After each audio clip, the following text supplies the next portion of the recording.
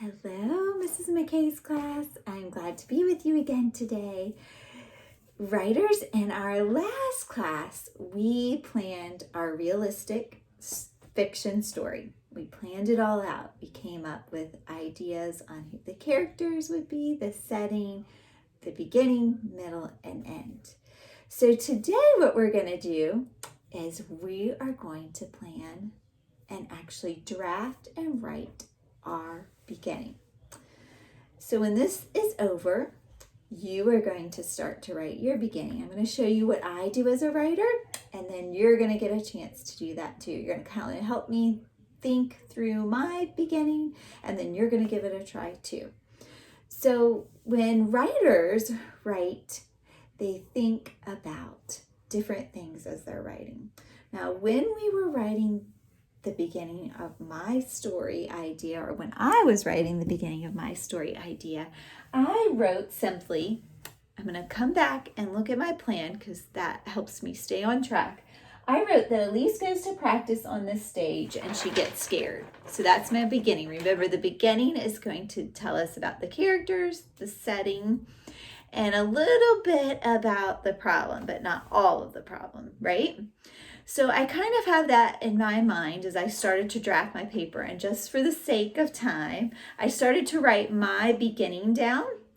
And one of the things that good writers do when they think about writing a story is they think about sort of your five senses, the way things sound, the smells you might hear, what you'll see, what it might taste like, and what it might feel like. And you think about all those things and add them where they seem appropriate in the story. So in the beginning, I'm going to be thinking about the characters, the setting, and a little bit of the problem, and adding some of those sensory words into the story where I feel like they could go. And that will help our story have more details and be really interesting for the reader. So let me show you how I began to write my story. So the first thing I'm going to tell you about is Elise and where she is, right? And where is she? She's at the theater. So I started to write, and we'll kind of look at it together, and I'll read it as you can see up on my chart paper here. So I would be starting to write my draft down on paper, and so that you could see it, I wrote it up on this big chart paper.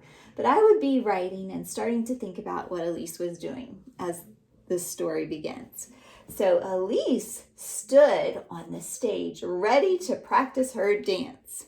That's what happened, right? That's what's going on in my story. That's the whole point of my story. She's going to be performing in a dance. And then I'm thinking about the theater. And this is a great place to add some of those sensory words. So I'm going to think about maybe what it looks like and feels like. I don't know if taste goes in there, so I'm not going to put anything about taste, but I can probably talk about the way it feels and the way it looks. So I began to say the dark, chilly theater was filled with rows of seats. Do you see how I told you about it and added some of those sensory words? I didn't just say she was in the theater, but I told you what it felt like and what it looked like. So it was dark and chilly, and it was filled with rows of seats. So now I even have a little bit more detail going back up to where Elise is. The front of the theater was lit up and hip-hop music played. So I'm talking about what I see and what I hear. The hip-hop music was playing because that's the music that she's going to dance to. And then I wrote, now I've got to get back to Elise and what she's doing. Elise and the dancers moved to the beats. Oop, that part you can't really see. Elise and the dancers moved to the beats. So now, did I start to tell you the problem yet? I told you about her, and I told you about where she is, kind of what she's doing so far, but I didn't give you an inkling about what the problem is. And so I think my next sentence, I'm going to start to think about adding what happened to her. Okay, how do I know that what the problem's going to start to be? And in my plan, I said she got scared. I want to think about a way that I could write that might tell us in a different way. give us more feeling around that. I could think about some of those senses. Oh, what might she do if she's scared on stage? Ooh, a lot of people when they're dancing and they get really scared, they just stop, right? They kind of freeze. They freeze. And then maybe she starts to run off stage, right? So maybe she freezes and runs off stage, and then we can say her mom sees her. But we're not sure what the real problem is. We don't know why she ran off. But in the middle, we'll find out that, okay? So right now, I'm going to start to show you the problem. I'm going to write that over here after this part. All of a sudden,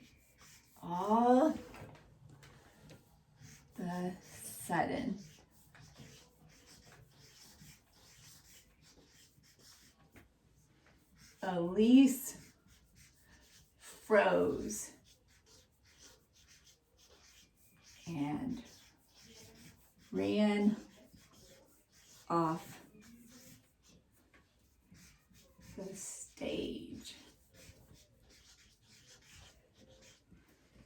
And then maybe something about her mom. Could I add something about her mom? Her mom came. Her mom came to help. All right, so there is the beginning of my story. I'm going to reread it so you can hear the whole thing. Elise stood on the stage ready to practice her dance. The dark, chilly theater was filled with rows of seats. The front of the theater was lit up and hip-hop music played. Elise and the dancers moved to the beats. All of a sudden, Elise froze and ran off the stage. Her mom came to help. Or maybe to even see what was wrong. Maybe instead of help, maybe I could see what was wrong. I can change that later. This is just my draft, right? We can always make it better later, make it clear.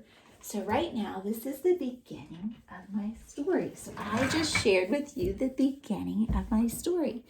So your job now is to just get a sheet of paper, get your plan right beside you, your plan, your sheet of paper, a pencil, and start to write the beginning of your story. And remember, the beginning is going to talk about your characters, your setting, and show us a little bit the problem starting to happen. We're not going to tell the whole problem, but just a little bit about the problem. Okay, so I want you to go give that a try at home, and I'll be ready to write the middle of our story tomorrow with you. We're going to start to write the middle of the story tomorrow. I'll see you then.